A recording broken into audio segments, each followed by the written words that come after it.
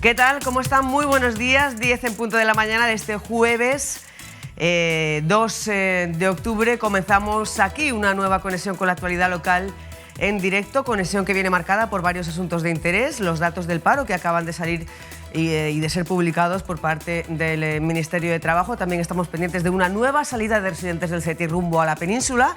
Además de hablar con el coronel jefe de Montesa tras recibir o tras anunciar el reconocimiento por parte de la Ciudad Autónoma de que será condecorado con la medalla de la Ciudad Autónoma en su categoría de plata. También estaremos presentes en esa concentración convocada a nivel nacional por los estudiantes. Aquí en Ceuta ha sido secundada por el movimiento estudiantil de Ceuta y también pues con los protagonistas de la Biblioteca Pública Adolfo Suárez en la jornada de hoy, en la jornada de esta tarde, en la que habrá literatura y ciencia. Todo esto y mucho más de aquí a las 12. Arrancamos con el sumario.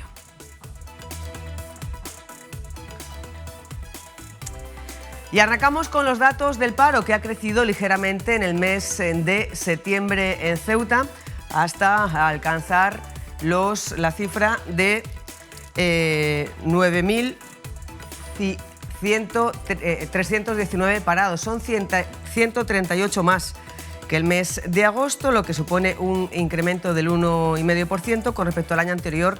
Es casi un 9% menos de desempleo en Ceuta, lo que supone un 8,4% de descenso. En cuanto a los contratos, septiembre ha cerrado el mes con un registro de 1.579 contratos. Son 386 contratos más que en el mes de agosto.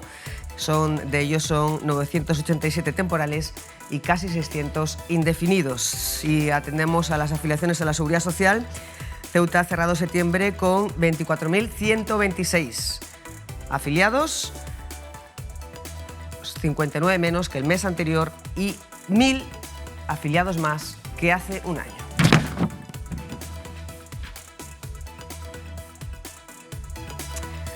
Y en unos instantes conectaremos con la estación marítima.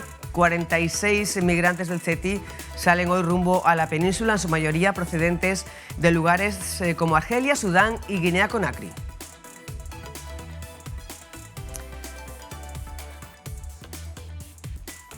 Y también veremos la reacción de la Caballería Montesa número 3 después de que el Pleno aprobara este lunes la concesión de la medalla de la ciudad en su categoría de plata, una propuesta del presidente de la ciudad, Juan Vivas, con cerca de 700 adhesiones en su atención a su compromiso estrecho y cotidiano con la ciudadanía de Ceuta. Un reconocimiento que llega coincidiendo con el 60 aniversario de la instalación definitiva e ininterrumpida de la unidad en Ceuta.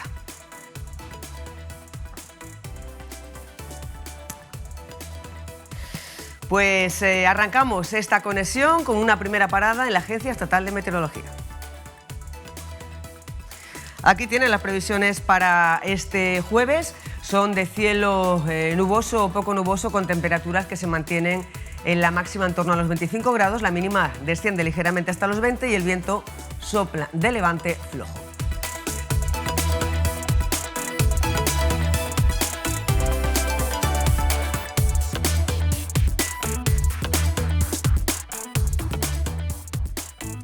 Cuatro minutos pasan de las 10 de la mañana, arrancamos con esos datos del paro. Baja ligeramente con respecto al mes, sube ligeramente con respecto al mes anterior en un 1,5%. Son 138 desempleados más los que dejó septiembre que los de agosto, lo que deja la cifra total de desempleados en 9.319. Con respecto al año pasado, pues supone un descenso de casi 9%. Y de casi el 9%, y vamos a buscar ya reacciones a estas cifras que acaba de publicar el Ministerio de Trabajo. Nos vamos al edificio sindical, Comisiones Obreras. Teresa Arnaiz, muy buenos días. ¿Qué valoración hace de estos datos? Buenos días, Susana. Pues para valorar estos datos, como bien has dicho, está el representante, el secretario general de Comisiones Obreras, Ángel Lara, que ya los tiene, ya los conoce y bueno, pues nos va a desgranar un poquito el porqué de estos datos y lo más alarmante de estos datos, ¿no? Buenos días, Ángel. Hola, buenos días. Bueno, desde Comisiones Obreras, ¿qué valoración hacéis? Bueno, tenemos 138 parados más con respecto al mes anterior. Si lo comparásemos con la misma cifra, con el mismo periodo del año anterior, es verdad que ha tenido una rebaja en el número de parados, pero bueno, la situación no es buena. De hecho, Ceuta oscila habitualmente, si hacemos una retrospectiva del año 2022 hacia acá, entre 9.000 y pico y 10.000 y poco parados. De esas cifras no nos movemos.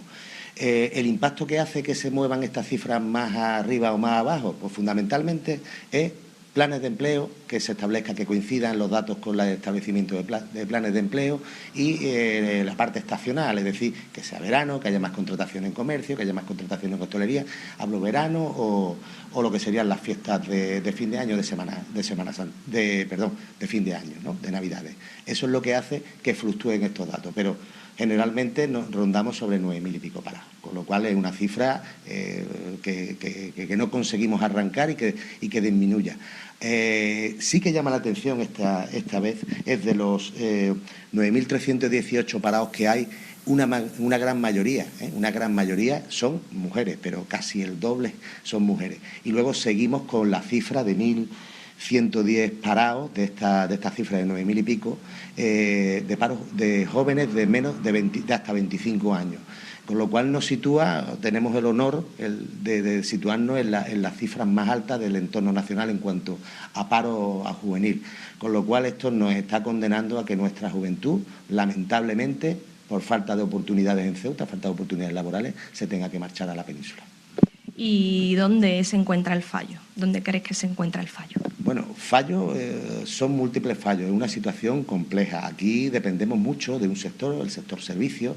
También lo vemos en el número de contratos que se han realizado, 1.579 contratos, de los que la gran mayoría de estos contratos siguen siendo temporales. Dependemos mucho de la temporalidad, es decir, comercio y hostelería, que dan un empleo, pues efectivamente que no es lo deseable es que fueran con más estabilidad, que sean contratos indefinidos. Y estas dos actividades hacen que los contratos no sean indefinidos, sean temporales.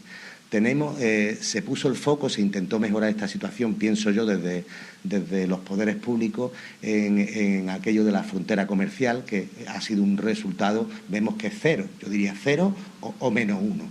No ha tenido impacto ninguno, esto no ha hecho que las empresas puedan, sea esa frontera comercial un motor de impulso que, entre otras cosas, diera riqueza a Ceuta y por otro lado diera trabajo a los ceutíes, y esto no ha sido así. Luego se tienen otros sectores abandonados que desde el sindicato apuntamos que han sido tradicionales en Ceuta, como sería una actividad portuaria, de bunkering, de logística, ¿no? A su vez potenciado con una formación profesional, mirando a estos sectores, que años anteriores, en los años 80, estas actividades sí potenciaban Ceuta, sí tenían un puerto que generaba muchos puestos de trabajo a nuestra ciudad, y hoy por hoy esto parece que está un poco abandonado, evidentemente sin perder la óptica de que tenemos al segundo puerto de Europa como Algeciras o tenemos a Tangermé. Bueno, pero esto no debe de abandonar que podemos hacer pasitos en esta dirección, ¿no? Y no se hacen. Y luego todo lo que es desde el punto de vista de empresas del sector digital y empresas relacionadas con el mar y con potenciar el turismo. Con el turismo, hombre, hemos dado un paso y creo que desde Comisiones Obreras hemos sido pioneros en paralizar lo que sería la bonificación al transporte marítimo, bonificarlo porque entendíamos que iban a poner una tasa excesivamente elevada, no solamente a los caballas, sino a los que vinieran de la península. Y todas estas medidas lo que hacen es pues, dificultar que aquí se pueda ahondar en la implantación de un sector turístico de calidad.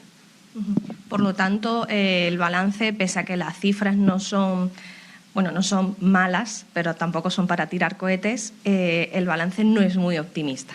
No, el balance no es optimista y no se está haciendo entendemos desde Comisión Obrera que no se está haciendo nada por parte de los poderes públicos en mejorar la situación, en crear unas bases para que Ceuta se pueda potenciar económicamente. Y ya apunto diversos elementos donde debería de mirar la ciudad. Seguramente haya muchos más, ¿no? Pero es verdad que tenemos un inmovilismo, como bien digo, todo es a consecuencia de que haya planes de empleo o que no haya planes de empleo, que es lo que nos hace pivotar entre 9.000 y pico y 10.000 y poco parados. Si vamos viendo desde el 2022 hacia acá, esta es la triste realidad que hay en Ceuta.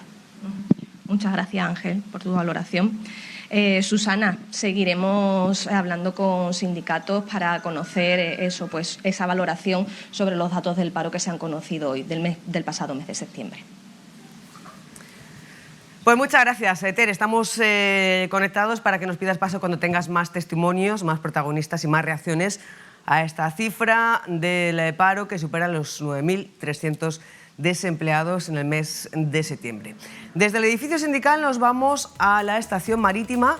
Allí está Raúl Llamas, pendiente de una nueva salida de residentes del CETI, en esta ocasión casi medio centenar. Raúl, muy buenas. ¿Qué tal, Susana? Buenos días. Pues efectivamente, los últimos jueves se está convirtiendo prácticamente en una tradición que salga un grupo de residentes, un grupo de migrantes residentes del CETI hacia la península. Justo a mis espaldas se está terminando de entrar el grupo que marcha hoy en el Balearia de las 10:30. Son un total de 46 personas que, como es habitual, han venido en la furgoneta de Cruz Roja.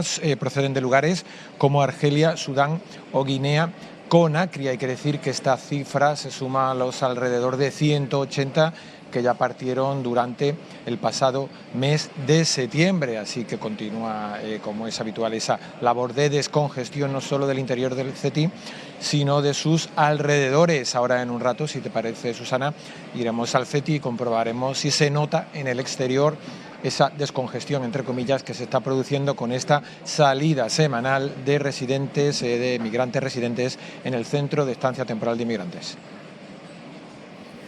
Pues muchas gracias, Raúl, por traernos en directo esta imagen y también, bueno, pues por el anuncio de la próxima.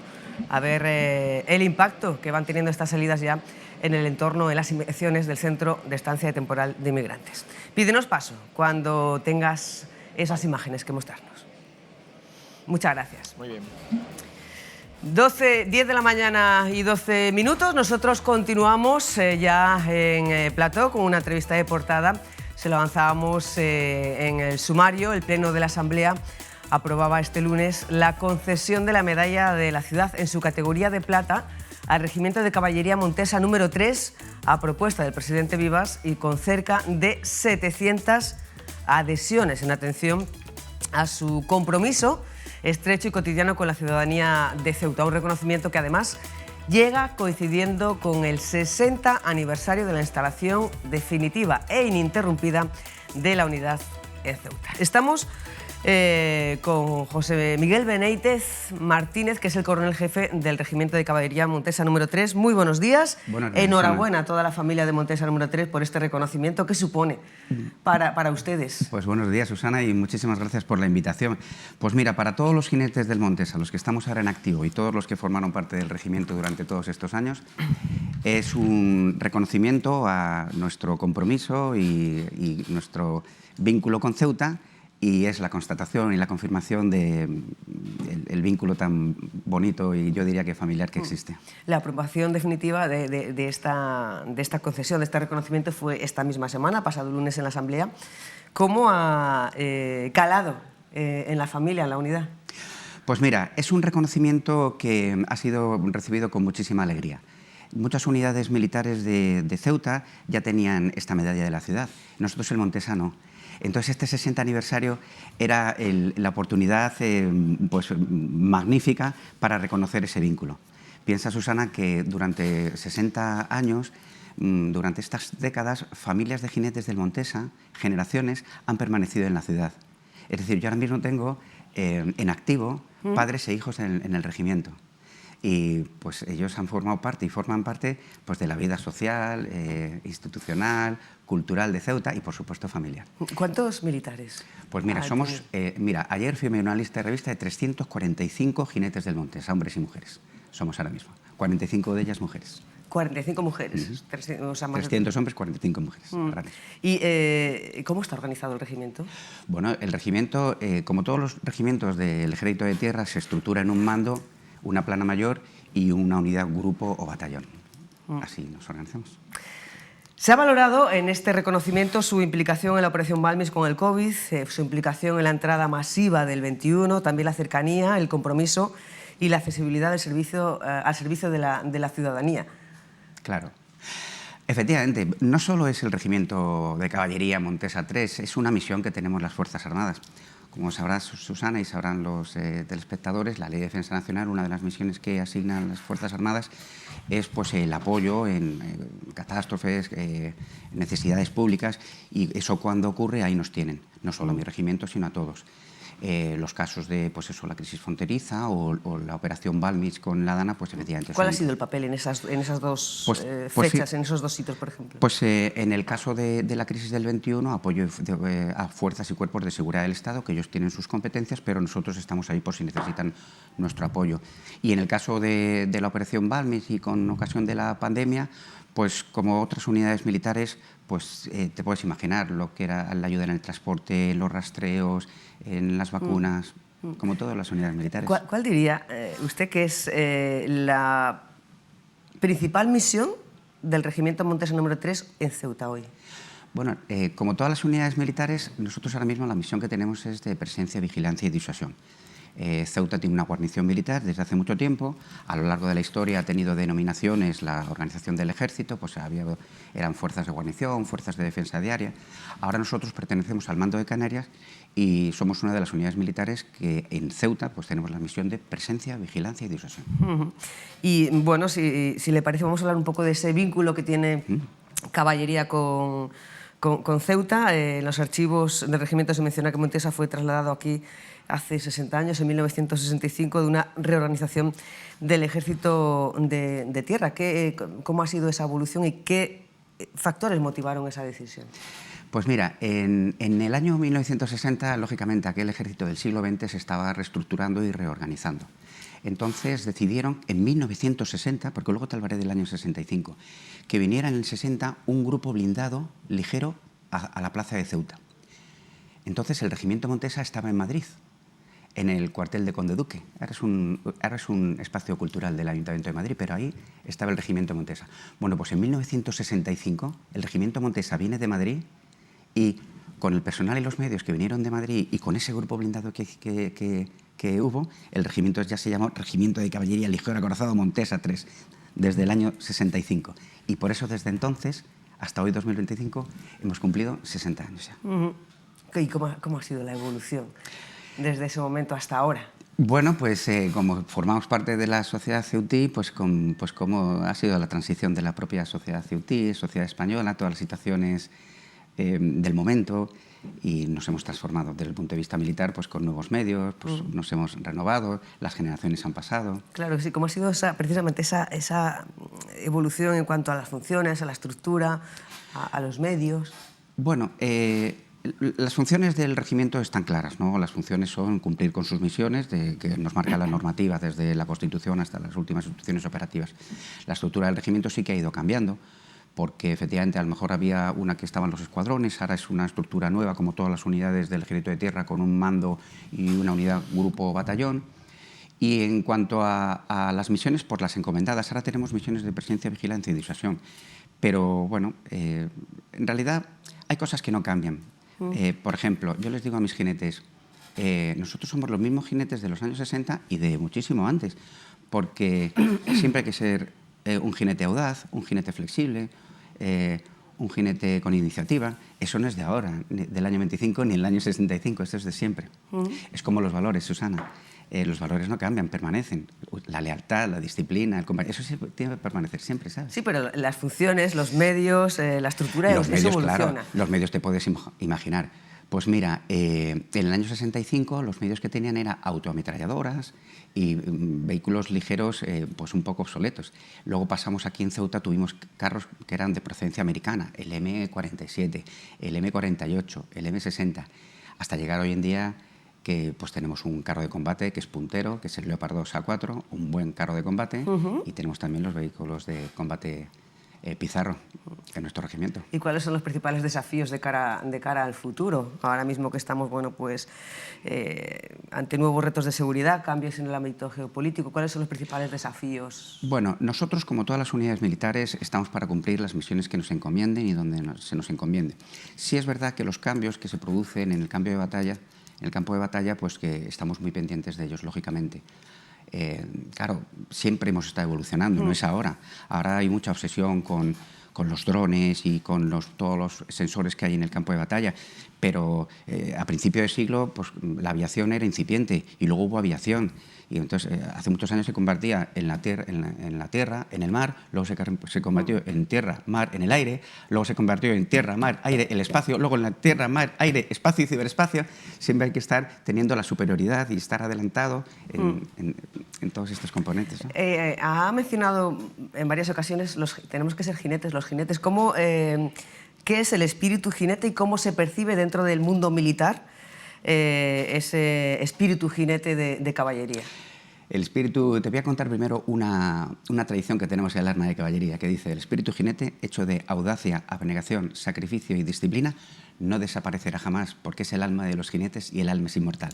Esto parece un poco retórico, ¿no?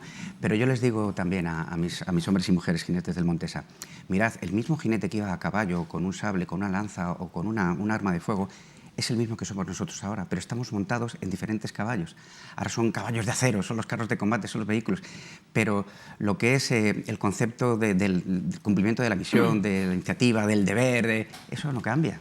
Ese espíritu no cambia. Porque nosotros nos bajamos del caballo, pero nos subimos en otros caballos. El caballo, lógicamente, a principios del siglo XX y finales del XIX, las ametralladoras, las alambradas, nos bajaron de nuestro querido noble bruto, pero seguimos manteniendo ese espíritu. ¿Cuál es el caballo ahora? El carro de combate y el vehículo Pizarro. ¿Y en 10 años qué se imagina que será el caballo? Bueno, pues seguramente habrá una mejora de los medios acorazados, fundamentalmente, pero no te creas que en las últimas décadas, y hablo incluso desde la Segunda Guerra Mundial, ha habido mucha evolución de los medios acorazados. Sigue habiendo las plataformas con sus barcazas, que son sobre cadenas, con sus torres. Habrá una mejora, pero sí. ¿Y cómo se percibe ese espíritu de jinete, el espíritu jinete, cómo se percibe en la sociedad? Decía antes, creo que ha llegado en muy buen momento este reconocimiento. Hay otras unidades que ya lo tenían, nosotros no teníamos un reconocimiento institucional de la Asamblea. ¿Cómo se percibe el espíritu jinete en la sociedad? ¿Cree que se conoce y se reconoce como otras unidades? Pues sí, Susana, porque el espíritu jinete es lo característico del arma de caballería. Cada unidad militar somos hermanos aquí en Ceuta y en todas las guarniciones de España, pero cada uno tenemos nuestra idiosincrasia, lógicamente. Por antigüedad, ¿no? Los regulares tienen la suya, los legionarios tienen la suya, los artilleros, los ingenieros, nosotros tenemos la nuestra. Y efectivamente, el espíritu jinete, ¿cómo se percibe? Porque son los de caballería, es diferente. No sé, por ejemplo, cuando desfilamos, pues es que nosotros vamos en carros de combate, en vehículos de combate, y nosotros hacemos vista a la derecha girando una torre a la derecha, a la tribuna. Bueno, son esas peculiaridades que nos hacen diferentes, pero que nos engrandecen a todos. ¿Y qué papel puede jugar el regimiento de caballería como puente entre lo militar y lo social aquí en Ceuta? Pues mira, Susana, es que más que es puente, nosotros somos parte de... ¿Sabes? No es que es un puente, es que nosotros somos parte de Ceuta. Yo le he oído decir al presidente de la ciudad: no se entiende el ejército sin Ceuta, de Ceuta sin el ejército. Y es verdad, es que somos parte de la sociedad ceutí, es que estamos presentes en los aspectos institucionales, culturales, familiares. Mira, por ejemplo, la Semana de Santiago, pues nosotros tenemos el protagonismo. Pues tenemos el acto de Santiago, en el acuartelamiento con el Galindo, el desfile desde el Rebellín, una exposición, un audiovisual. Somos parte de la ciudad. ¿Cuándo va a ser la entrega de la medalla? Pues tengo entendido, no lo sé, tengo entendido que hay intención de que sea antes de diciembre. Antes de diciembre. Creo. Porque diciembre va a ser una fecha especial para usted. Así es, en diciembre yo acabaré el mando de mi regimiento, exactamente. No me has preguntado, Susana, nada sobre la historia del Ahora Montesa. voy. Porque estoy deseando contarte, pensando en mis antiguos compañeros, que son los jinetes del Montesa, que ya no están en activo, y algo del regimiento. Sí, ahora voy. Porque son muchos años pero me de interesa historia. también conocer el vínculo que tiene el coronel jefe del regimiento Caballería Montesa número 3 con la ciudad, con Ceuta, y qué va a suponer para usted recoger ese reconocimiento antes de diciembre que se despide. Un inmenso honor, eso es indiscutible, y sentimentalmente pues también me toca el corazón, pues porque soy el coronel del regimiento y en su día fui un joven teniente en este regimiento y lo quiero mucho y es un poco doloroso pues cambiar de destino, pero la normativa es así y gracias a que se fue un coronel pude venir yo y gracias a que me voy yo viene otro, porque es así la política de personal y los mandos de regimiento en el ejército de tierra y debe ser así. Pero significa mucho para mí, claro.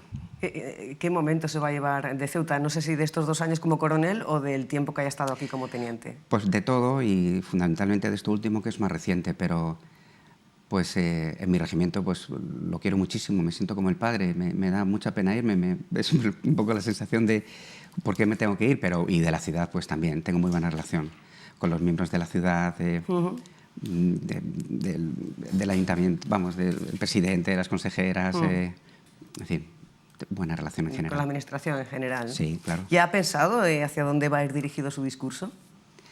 Bueno, en realidad los discursos ya los di cuando tomé posesión y el día de Santiago.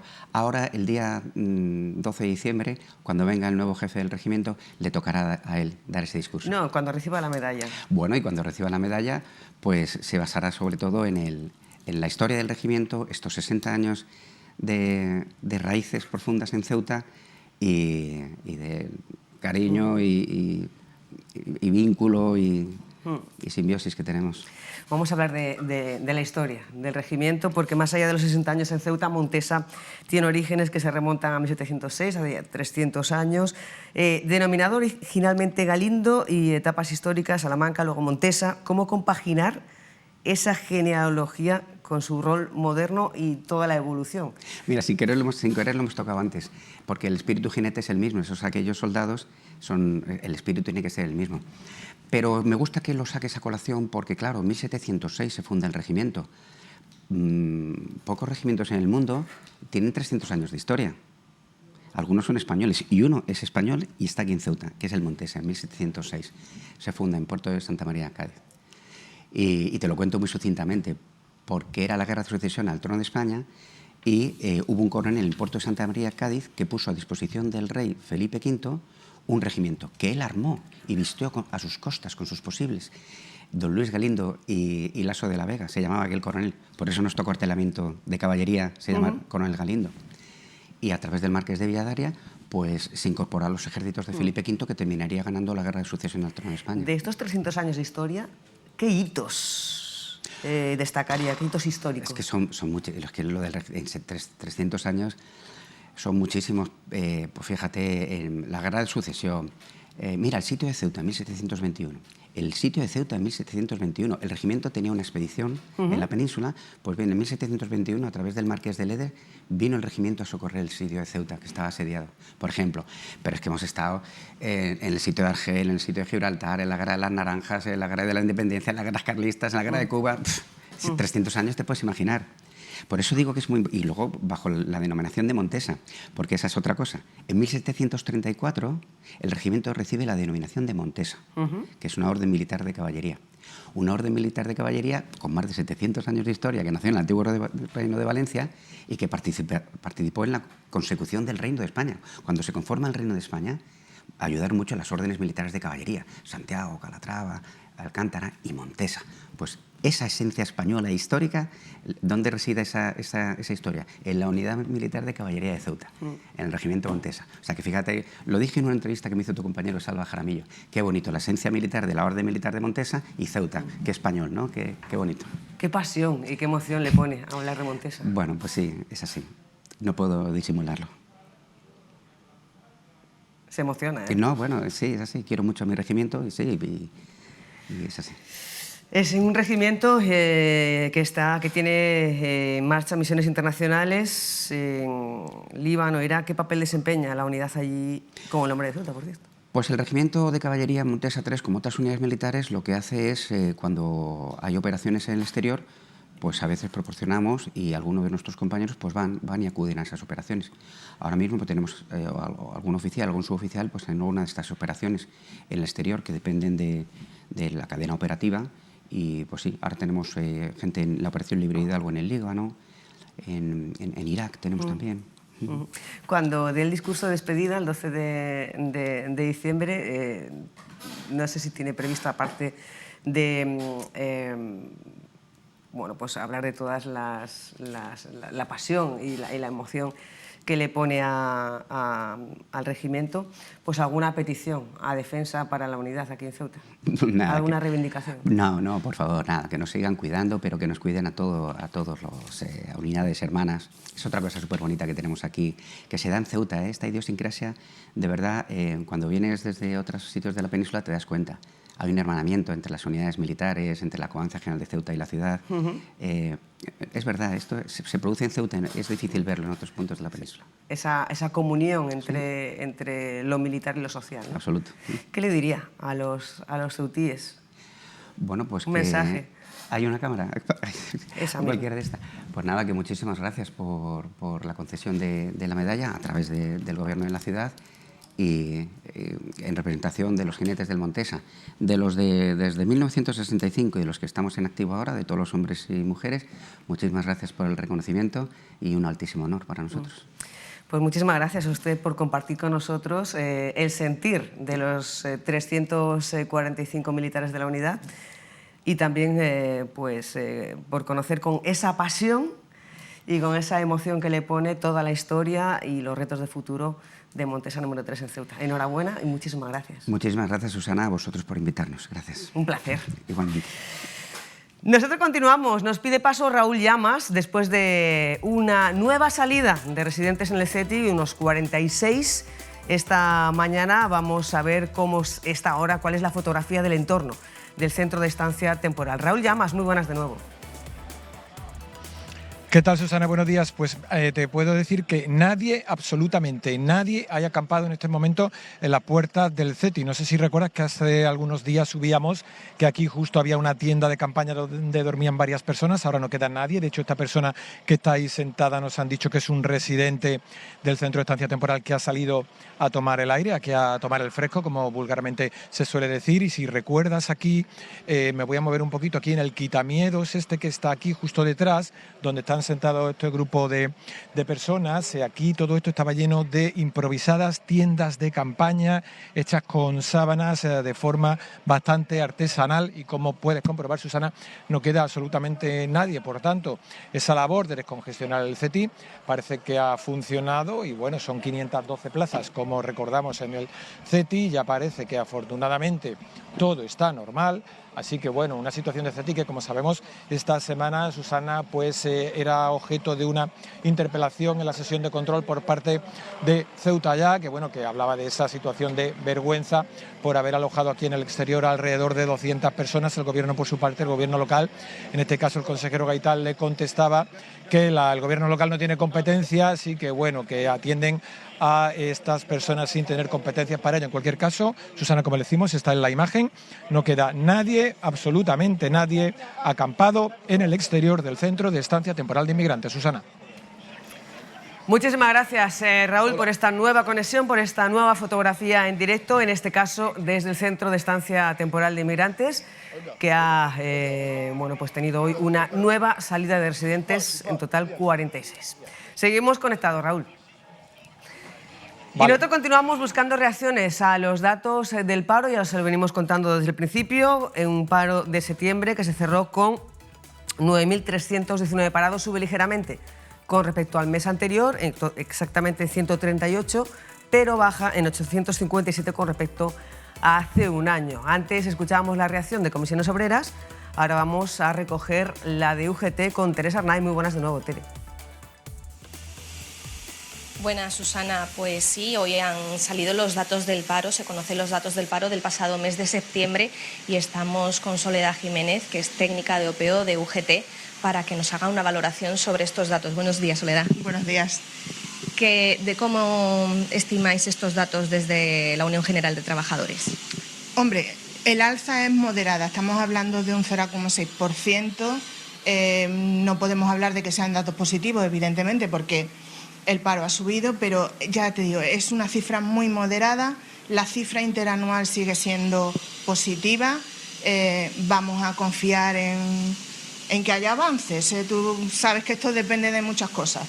De momento hay un plan de empleo y las cifras son más positivas, o confiamos en el tema estacional y el paro desciende también un poquito. Hay que estar también pendientes de esos temas. En cuanto a sectores y a géneros, los datos siguen siendo más o menos los mismos, ¿no? Más o menos los mismos. La microeconomía de Ceuta no tiene muchos cambios, por desgracia, porque las limitaciones son siempre las mismas.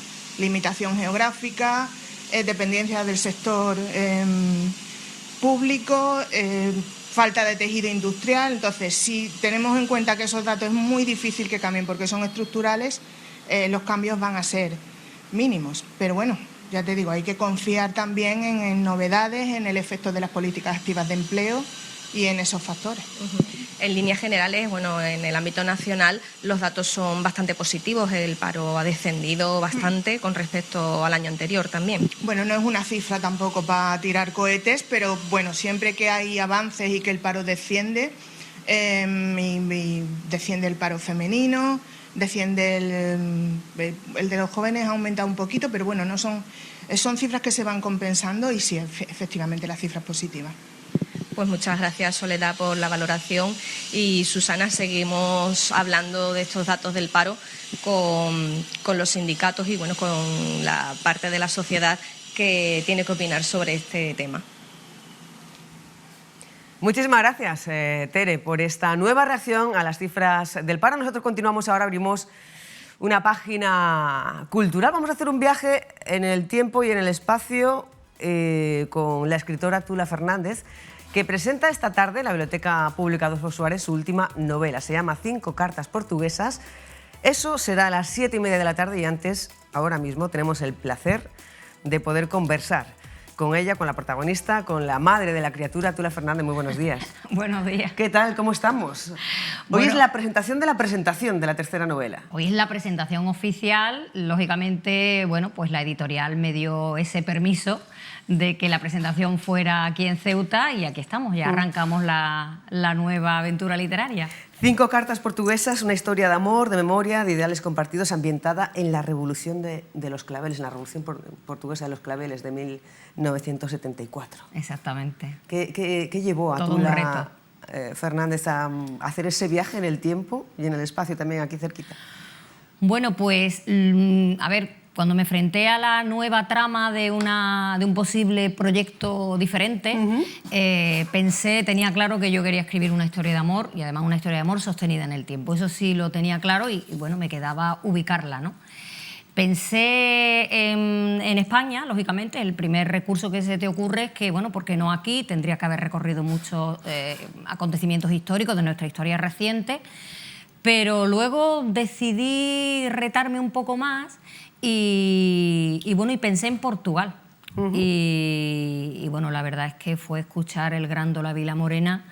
Ese himno, ¿no? Claro, Ese y dije, me quedo aquí, ¿no? Me quedo aquí. Bueno, es verdad que me ha llevado muchísimo más trabajo porque he tenido que investigar mucho, leer mucho. Pero bueno, me posicioné en Portugal, que tiene una historia contemporánea muy pareja a la nuestra. Y bueno, y no estoy en absoluto arrepentida. Claro, ahí está sonando. ¿Podemos subir un poquito el volumen? Claro. Es que es épico. Ese es épico. Este himno sonó en la radio y ya se daba por hecho que... Claro, era una canción que estaba prohibida por la dictadura y que los capitanes de Abril, esos capitanes jóvenes que decidieron ya dar el golpe de Estado último contra la dictadura, la tomaron como referencia. Es decir, esa era la clave. Si eso sonaba, si Grándola Vilamorena sonaba en la radio, pues ya tenían que salir con los tanques a las calles. Y lo que pasa que, bueno, que no se esperaban que el pueblo saliera con ellos, porque al pueblo se le advirtió por activa y por pasiva que tenían que permanecer en casa y al margen. Y sin embargo el pueblo, bueno, pues se lanzó a la calle y fue, bueno, lo que conocemos hoy, la Revolución de los Claveles, una revolución popular, pacífica, y que acabó con una dictadura, bueno, con la dictadura más longeva de Europa, ¿no? Y escuchar ese tema a Tula Fernández le encendió la chispa. Sí. Yo escuché Grándola Vilamorena, me posicioné en la Revolución de los Claveles, fue lo primero que escuché, y a partir de ahí dije, bueno, y Portugal, ¿por qué no? Si es que nunca miramos a Portugal, ¿no? Y está tan cerquita. Y está tan cerquita, ¿no? Y tenemos muchísimo desconocimiento. Y una que, bueno, que no te puedes quitar esa piel de profesora que llevo encima, dije, bueno, pues también es una buena oportunidad para hacer un poquito de didáctica, ¿no? De pedagogía, de acompañar al lector en un aprendizaje, ¿no? De la historia de Portugal. Y ahí, en esa revolución, estamos viendo imágenes en pantalla, ¿dónde aparecen los personajes que se encuentran? Pues mira... ¿Cómo surge esa historia de amor, de memoria? Los principales protagonistas de esta historia de amor llena de vicisitudes, y a lo largo de muchos años, van a ser Pedro Araujo y María Paula Cortés. Y Pedro Araujo, que en ese momento ya es una persona bastante mayor, esa noche, que él sabe que eso va a ocurrir, porque bueno, no podemos desvelar, pero él está muy metido en estos temas políticos, y se asoma a la pantalla del televisor y descubre que una de las floristas que repartía claveles en ese momento es su queridísima María Paula Cortés. Y entonces la novela da un salto atrás y se posiciona, pues, en la infancia de ellos, en la juventud, y a cada uno le va a tocar vivir una serie de acontecimientos, ¿no? Pedro Araujo es un hombre muy pausado, muy introvertido, muy tímido, un amante de las letras, que se va a meter en los bajos del mundo político. Y a María Paula Cortés le va a tocar posicionarse en la lucha feminista, en los inicios de la lucha feminista en Portugal. Hablando de feminismo, 5 cartas portuguesas. Hay un escrito que apareció en el siglo XVII, 1669, que se llama Las cartas portuguesas, que es sobre un amor apasionado, y es un escrito muy feminista. ¿Tiene algo que ver la selección del título del libro con esta obra que es del siglo XVII? Claro, mi título, a ver, cuando uno se pone a escribir no tiene el título en la cabeza, pero yo empecé a estudiar mucho del feminismo portugués y aparece esa obra, ¿no? Como, bueno, en realidad Mariana de Alcoforado, que es a la que se le atribuyen estas cartas, es nuestra doña Inés. Es nuestra doña Inés en la literatura, ¿no? Es una mujer humillada que reivindica su amor abiertamente. Y su obra se llama Cartas portuguesas. Lo que pasa es que la historia no queda ahí, sino que es mucho más interesante. Luego, al finales de la dictadura, hay 3 mujeres, que las 3 comparten el nombre de María, y que en Portugal se les conocía como las 3 Marías. Y ellas publican un libro muy atrevido al que llaman Nuevas Cartas portuguesas, en honor a esta primera mujer monja del siglo XVIII. Que escribía cartas de amor. Que ella escribía cartas de amor. Ellas escriben un libro mucho más atrevido, ellas reivindican ya a la mujer, reivindican el placer de la mujer, el cuerpo de la mujer, la vida social y cultural de la mujer, y era un libro, bueno, prohibido por la dictadura, tanto es así que ellas terminan en prisión. Con la publicación del libro, ellas terminan en prisión. Lo que ocurre es que luego llega la Revolución de los Claveles, hay una amnistía y ellas salen de la cárcel. Entonces, claro, uní todo aquello y yo dije, bueno, es que mi libro tiene que rendir homenaje tanto a estas 3 Marías como a Mariana, y entonces la titulé 5 cartas portuguesas. Las cartas portuguesas de Mariana Alcoforado, las nuevas cartas portuguesas de las 3 Marías, 5 cartas portuguesas de Tula Fernández, sí. Porque el libro se distribuye en 5 partes. Sí, cada una de las cartas es una parte vital de los personajes y son 5, pues 5 cartas portuguesas. ¿Cuál es el papel de la mujer en esa obra que hace referencia a esas 2 obras anteriores feministas? ¿Cuál es el papel de la mujer en la Revolución de los Claveles? Bueno, en la Revolución de los Claveles la mujer tuvo el mismo papel que el hombre, es decir, porque aquello fue una salida a la calle ya masiva. También tenían un peso mayor, y es que eran madres de todos esos niños ya, porque claro, con las guerras coloniales que mantenía Portugal, y ese fue el detonante de ese golpe de Estado, Portugal no se bajaba del carro, insistía en seguir manteniendo ese imperio colonial. Y claro, había unas levas importantísimas de hombres cada vez más jóvenes, ya bueno, estaban reclutando a chicos de 16, 17 años, ¿no? Que iban además a una muerte segura. Entonces, claro, eso ya la sociedad no lo quiso mantener por más tiempo, y ese fue el detonante final. Y ahí las madres, lógicamente, tuvieron muchísimo que ver. Claro, es una obra ficticia, una historia ficticia dentro de un contexto histórico real que existe. ¿Cuánto tiempo le ha llevado de documentación? Los acontecimientos que aparecen en la novela son todos reales, históricos, pero los personajes son ficticios, lógicamente. Pues mira, esta novela me ha llevado a mí pues 4 años. 4 años. Sí.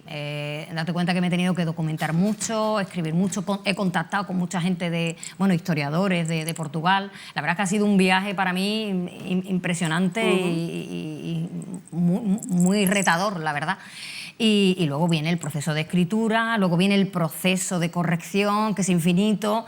Y sí que es verdad que nos hemos demorado un poco más porque, bueno, amigos míos que ya habían leído un poco el manuscrito primero, pues ya me aconsejaron que probara a dar el salto a nuevas editoriales, y entonces eso también me ha llevado un tiempo, ¿no? Hay una Eva... ¿Qué significa esa foto para ti? Oh, bueno, eso es cuando mandé el manuscrito ya a la editorial. La editorial. Se me ve a mí ahí la sonrisa enorme. Porque hemos crecido en cuanto a editorial. Sí, hemos crecido. Tuve la suerte de caer en la bolsa de autores de un agente literario, de Eva Fraile, y ella fue la que comenzó a buscar editorial, y al final quedé en manos de Estrella del Norte y muy contenta. Tengo que decir que la novela, que ya, bueno, no se ha logrado, pero para mí ha sido ya fantástico. La novela ha estado más de un mes en la mesa de arriba de Editorial Planeta, ¿eh? Y bueno, ni la aprobaban ni la rechazaban. Y bueno, yo ya, junto con mi agente literario, ya dijimos, mira, yo no estoy dispuesta a esperar más. No la rechazan.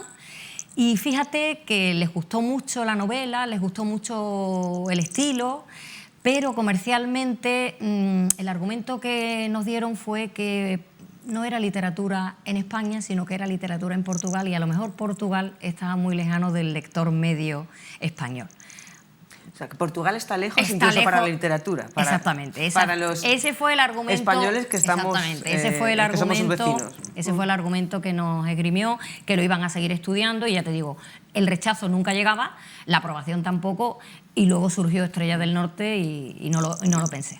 En cualquier caso, estás muy contenta con la editorial, que ya te tiene preparada una gira. ¿Cómo se compatibiliza eso con el trabajo? Claro, hombre, estoy un poquito inquieta, ¿no? La verdad, estoy inquieta porque, bueno, cuando tú te marcas tus propios ritmos, eres tú la que eliges, ¿no? Ahora ya que perteneces a una editorial, pues ellos te van marcando los eventos y bueno, tengo esa inquietud de ser capaz de compaginarlo todo, ¿no? Entonces, bueno, ahora el 12 de octubre, que afortunadamente aquí tenemos un día festivo, que es lunes. En el ámbito de la educación. En el ámbito de la educación, pues bueno, pues el 12 de octubre viajo a la Feria del Libro de Murcia, 24 de octubre Córdoba, luego vendrá Jerez, Madrid, entonces, bueno, qué bien. Inquieta, ilusionada, pero claro, hombre, yo creo que... ¿Qué ha supuesto ese viaje que ha hecho durante 4 años Tula Fernández para escribir este libro, y qué puede suponer para el lector? Bueno, yo soy muy pudorosa siempre hablando de mi obra, y es lo que llevo peor, ¿no? La difusión de mi obra me cuesta, ¿no? Pero por los lectores cero que ha tenido la obra, porque ya te digo, acaba de salir, la obra yo creo que está gustando bastante. La novela histórica, sin ser esto una novela histórica, es muy atrayente, y entonces, bueno, vas a ir combinando, el lector combina esos acontecimientos históricos que nos enriquecen a todos, que además nos hacen pensar en lo importante que es la memoria histórica, porque la memoria colectiva es lo que nos salva muchas veces de problemas mayores, y yo creo que ese viaje literario que va a realizar el lector, yo creo que es interesante. También va a ser aprendizaje, ¿no? Exactamente. formación. Exactamente, esa era la intención. La boca de los 100 besos fue la obra del Primera. debut, que la historia inspirada en sus vivencias como profesora visitante en Miami, pues salió ese libro, de una saga familiar que transcurre entre La Habana de principios del siglo XX y Miami. Por cierto, ¿estaban en marcha o había un proyecto para llevarlo a las Sí, hubo un proyecto, pero bueno, fue fallido, pero bueno, también se experimentó y se disfrutó en su momento, pero bueno, la persona, el director de cine, que era de Sevilla, este chico, que tuvo los derechos, sí que es verdad que estuvo en diálogos con la plataforma de Netflix, pero bueno, él pretendió ser también el director de la obra y si no cedía los derechos, ahí hubo un rifirrafe y bueno, y no salió, pero ya está. Se disfrutó también. Bueno, todavía puede sí. haber alguna llamada. Luego llegaron La inocencia de los sublimes, un thriller que comienza con el asesinato de un profesor de Oviedo. Ahora la tercera novela que se presenta hoy, 5 cartas portuguesas. ¿Cómo ha sido esa evolución? Bueno, ya puedo decir, yo no era consciente, pero bueno, ya sí que me dicen que me he enfrentado en esta novela a algo bastante diferente. Diferente, ¿no? Sí. De hecho, esta mañana, hablando con un lector, además un buen lector, me decía que, bueno, que había aparcado por ahora el realismo mágico. Es verdad que yo me gusta y me movía muy bien en el realismo mágico, pero en esta ocasión, quitando algunas pinceladas, bueno, la obra es lógicamente más realista, ¿no? Los personajes se enfrentan a eventos reales y queda poco margen para el realismo mágico. Es 2 de octubre. Esta tarde presentas el libro. Tienes por delante una gira de promoción que te ha preparado la editorial. Sí, sí. Tienes las clases también. Tengo mis clases, claro, por supuesto. Tu preocupación por los alumnos. Tengo que llegar a todo. ¿Y tenemos en mente la cuarta? Bueno, la cuarta ya está terminada. La cuarta novela ya está terminada y ahora tendremos que empezar al proceso ese de revisión, que es arduo, pero la novela ya está escrita. Adelántanos algo. Bueno, pues la novela cuarta ponemos el foco esta vez en las mujeres migrantes en una gran ciudad que están al cuidado de nuestros mayores. Y bueno, y ahí se va a crear esa red de mujeres y va a haber una especie de catarsis entre ellas. Pero bueno, ponemos el foco ahí, que yo creo que, bueno, me llamaba la atención esas vidas dedicadas, ¿no? Los que tenemos mayores a nuestro alrededor y tenemos este tipo de ayuda, que es, bueno, que son joyas que llegan a nuestro hogar para cuidar de nuestros mayores, y pensé homenajearla de esa manera y son las protagonistas de... Una escritora muy comprometida. De la siguiente novela. Bueno, no lo sé. Sí. Sí. Sí, hay que reconocer las cosas como son. Bueno, pues esta tarde, ¿cómo tienes planteada la presentación, la primera presentación, la presentación de las presentaciones de 5 cartas? Bueno, pues estoy muy arropada porque me presenta José Antonio Alarcón, que ya lo hizo en las otras 2 novelas. Para mí es una especie de talismán y además sé que va a disfrutarlo porque él es historiador y además le apasiona especialmente la historia de Portugal. Y bueno, con toda la gente de la biblioteca, Lole, Yolanda, la verdad es que se desviven y así que arropada estaré. Y bueno, y deseosa de que haya bastante público y que del libro pues se venda y que guste. Yo creo que sí, tienes una buena legión de lectores aquí en tu Ceuta. Sí, la verdad es que sí. La verdad es que... No hemos dicho nada del prólogo. No hemos dicho nada del prólogo, es que el prólogo es un regalo que tengo yo en la novela, es que eso es una maravilla. Yo envié la novela a la Fundación José Saramago, bueno, se dedican a la difusión de la cultura portuguesa y tuve la enorme suerte de que Pilar del Río leyó el manuscrito de arriba abajo, no solo lo leyó, sino que además se lo prestó el manuscrito, me pidió permiso para una de estas Marías que todavía trabaja en la universidad, de estas Marías. Y bueno, y le gustó muchísimo y cuando le pedí que si podía hacerla o si quería, le apetecía hacer el prólogo de la novela, pues no lo dudó. Así que eso es un regalito que hay ahí en esa novela. ¿Cuántos regalos hay en esa novela? Y nosotros te agradecemos a ti que nos hayas regalado este momento previo a la presentación para hablar de 5 cartas. Un placer siempre. Portuguesas, muchísima suerte. Gracias. En esta nueva etapa con la nueva editorial vendrán seguramente más éxitos y mejores. Estamos deseando pues que nos cuentes nuevas novedades, nuevos éxitos y nuevas noticias. Pues muchísimas gracias. De tu carrera nada, como escritora. Y que la sala de la biblioteca se llene de claveles esta noche. 7:30 de la tarde. Si van con un clavel, mejor que mejor. Invita a todos los lectores y amantes de la cultura a participar de la presentación con un clavel. Tula Fernández, muchísimas gracias. Nada, a un vosotros. placer. Y mucha suerte. Mucha suerte. Y ánimo También. Vale, también para la gira. Nos vamos al centro del Mayor del Inserso, donde Teresa Arnaiz ya han arrancado los talleres de este 2025-2026, ¿verdad? Exacto, Susana, ya han arrancado los talleres, arrancaron ayer, 1 de octubre, y ahí hay mucha oferta informática, manualidades, gimnasia. Y para hablar de estos talleres estamos con la trabajadora social, con María Ángeles Martín. Buenos días, María Ángeles. Hola, Teresa, ¿cómo estás? Bueno, cuéntanos un poquito sobre los talleres que se pueden disfrutar aquí en el Centro Social. Pues mira, para empezar te diré que los talleres empezamos siempre el 1 de octubre. Bueno, el 1 de septiembre yo empiezo a escribir a todo el mundo que quiere participar en los talleres. En cuestión de 3 días ya están todos completos y ya tengo lista de espera en todos. Empezamos el 1 de octubre y terminamos el 30 de junio. Entonces, entre los talleres, como os he contado antes, pues tenemos donde estamos ahora, que es el de informática. Ahora mismo están haciendo iniciación a la informática, pero después ya a partir de noviembre vamos a hacer otro taller que sea mucho más práctico, o sea, pues para aprender a hacer trámites por internet, pues todo esto que nos hace necesario a todo el mundo habitualmente, ¿no? Pues pedir una cita previa o hacer algo con el DNI electrónico, o sea, cosas manejo del móvil también, porque aunque todo el mundo tiene móvil, tampoco hay gente que no lo maneja muy bien. Entonces, a partir de ahí va a ser mucho más práctico. Además de la informática, tenemos memoria. La informática es de lunes a jueves y la monitora es Bea, que la estáis viendo aquí. Aparte de eso, tenemos memoria. Tenemos 3 talleres de memoria, uno lunes y miércoles y otro martes y jueves a las 10, de 10 a 11, y otro lunes y miércoles de 11 a 12. Ahí ya no puede entrar nadie más porque en la sala caben 20 personas y ya hay 25, con lo cual imposible. Hay lista de espera también, como siempre, pero vamos, que normalmente la gente de lista de espera ya no puede después optar a entrar al taller. Hemos estado y estaba Sonsoles, la monitora, con los participantes. Es que como empezamos ayer sí que vino todo el mundo porque fue como un acto de presentación, y ahora ya el lunes que viene ya está todo a pleno rendimiento, todos los talleres. Hoy, los martes y jueves de 11 a 12 tenemos pirograbado. En ese taller el número de alumnos tiene que ser reducido, normalmente son 8, porque como se trabaja con la máquina de pirograbado, pues no se puede hacer con 20 personas.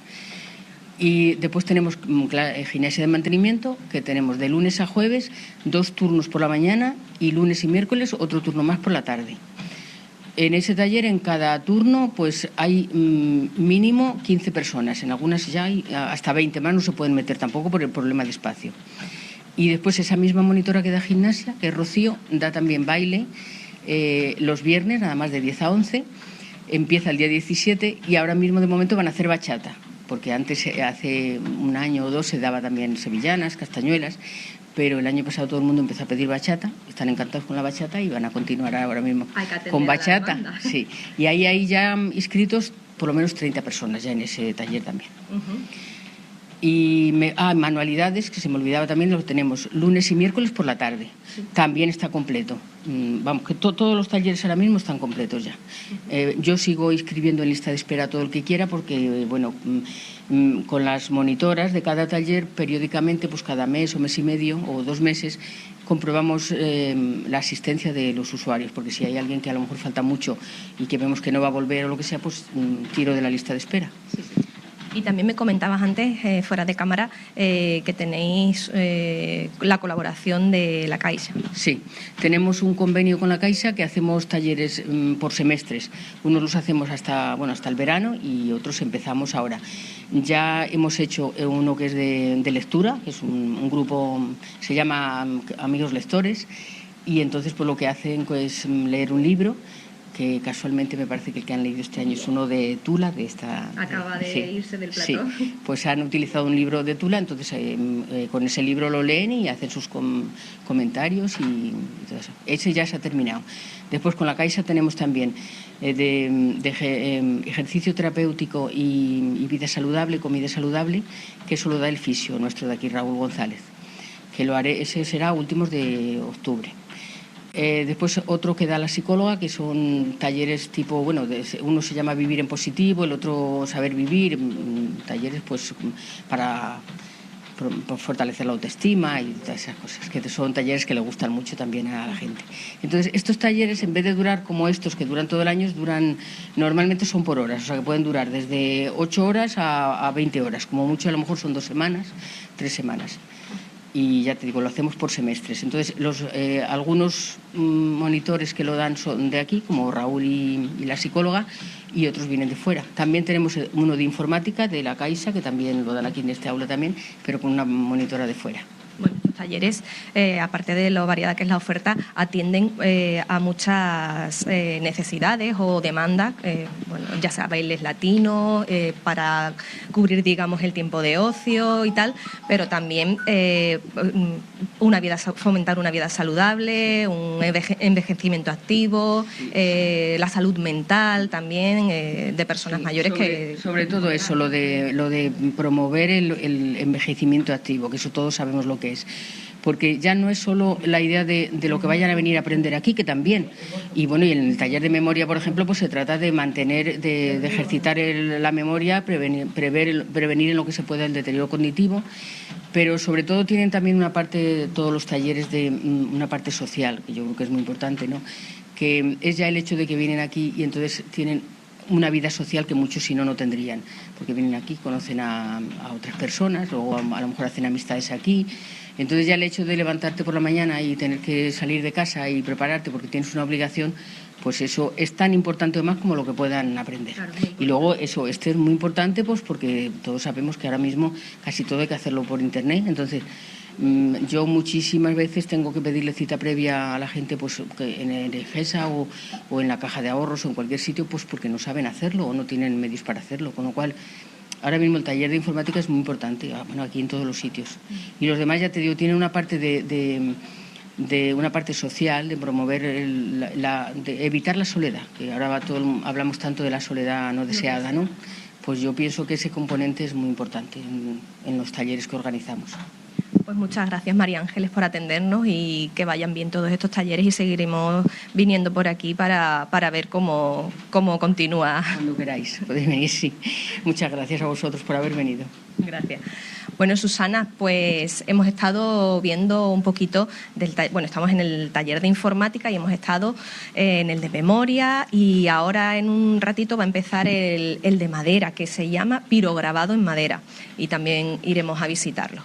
Ah, perfecto, muy bien. ¿Sería posible hablar con alguno de los usuarios, Tere? ¿Hablarían con nosotros para contarnos cómo es su experiencia? Bueno, sí. A ver, mira, voy a ir aquí al fondo, a este caballero. Muy buenas, caballero. ¿Cómo se llama usted? Yo, Manuel. Manuel. ¿Qué le parecen a usted los talleres de aquí, del Centro Social del Mayor? Pues esto es lo mejor que para nosotros es lo mejor que a donde mejor podemos asistir, tanto a los talleres de informática como el presente, los talleres de memoria, de manualidades, incluso de gimnasia, como usted ha visto esta mañana, y la verdad que yo particularmente estoy encantado y comparto con mis compañeros la misma opinión. Y la verdad que hemos estado este verano con mucha ansiedad, con muchas ganas, digamos, de que llegase el día 1 de octubre para empezar vuestras actividades, todas ellas. Las esperaban con ganas, ¿no? No. Yo me encontré en cierta ocasión a la profesora de gimnasia, digo, a ver cuándo va a empezar, que las articulaciones ya las tenemos ya oxidadas, las tenemos ya de colesterol. Y la verdad que hoy ha sido el primer día y muy bien. Y esperamos otro año que yo he estado y muy contento. ¡Qué alegría! Pues muchas gracias y que disfrute estos talleres. Qué alegría. Muchísimas gracias, Tere, por este testimonio, interesante testimonio que recomienda sin ninguna duda a todos los mayores a participar en estos talleres. Seguimos en conexión, Tere, pide paso con el siguiente taller, que nosotros nos vamos ahora en directo a la delegación del Gobierno. Acoge ahora mismo la presentación de los planes de empleo del Servicio Público de Empleo Estatal para el tercer sector. Habla la delegada del Gobierno, Cristina Pérez. Se ha realizado una serie de inversiones que repercuten en la vida de los ciudadanos y me acompaña en esta rueda de prensa Paco Gil como director del SEPE en Ceuta, director provincial del SEPE en Ceuta. Los datos que tenemos que facilitaros vienen como consecuencia de las inversiones que se están haciendo en políticas activas de empleo. Además, como digo siempre, una vez concluida el objeto de esta rueda de prensa, estoy dispuesta a atender a todas y cada una de las preguntas que me quieran hacer de estos y de cualquier otro tema. Como os decía, ya está en marcha algunas de las inversiones que ha contemplado el Gobierno de España para la ciudad de Ceuta en políticas activas de empleo. Ya está funcionando el plan de empleo de la ciudad autónoma de Ceuta, que fue convocado para corporaciones locales. En este caso es la ciudad autónoma la que realiza este plan de empleo, con una inversión de más de 4.300.000 euros, concretamente 4.374.000 euros, que principalmente están dedicados al ámbito educativo. Se han contratado distintas categorías profesionales para dar cobertura en los centros de Ceuta, especialmente a los alumnos con necesidades educativas especiales. Esto es este plan de empleo de corporaciones locales, además de lo que es la inversión en Ceuta, es consecuencia de la coordinación que tenemos con la Consejería de Empleo de la ciudad, en la que, dado que ellos comienzan los trabajos de plan de empleo antes que los trabajos de plan de empleo de la delegación del Gobierno, se establece que sean ellos los que dediquen la mayor parte de su personal al ámbito educativo, y después lo que es el plan de empleo de la delegación del Gobierno lo dedicamos a tareas medioambientales, de limpieza, que son competencias propias de la ciudad autónoma, fruto de esa coordinación de la que les hablo, y tendremos un convenio de colaboración entre las dos administraciones en las que se establezcan las directrices que se tienen que dar en esos planes de empleo. Pero no solo es el plan de empleo de corporaciones locales de la ciudad autónoma de Ceuta el que ya está puesto en marcha, sino que el día 25 creo que fue, lo confirmo ahora que tengo aquí la documentación, en el BOE de 26 de septiembre salió la convocatoria de los planes de empleo de la delegación del Gobierno en Ceuta, con una inversión que ronda los 12 millones de euros, concretamente 11.996.720 euros. ¿Con esto qué pretendemos? Con esto pretendemos que los colectivos más desfavorecidos tengan una inmersión en el mercado laboral, haciendo actividades de interés general. Actividades de interés general que, como les decía, van desde programas de apoyo a la Administración General del Estado hasta programas de limpieza o medioambientales de nuestros montes, de nuestras playas, y que lo coordinaremos de manera exhaustiva con la Consejería de Empleo de la Ciudad Autónoma de Ceuta. Como siempre he dicho, uno de los objetivos de esta delegación del Gobierno es que las actuaciones que realicemos repercutan en el bienestar de la ciudadanía. Sabemos que tenemos un problema importante en cuanto al desempleo, lo reconocemos y tenemos que buscar medidas que solucionen esta problemática, y en ello estamos.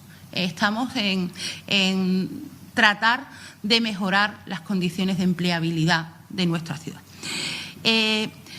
Una vez que yo fui nombrada delegada del Gobierno, teníamos que retomar los planes de empleo.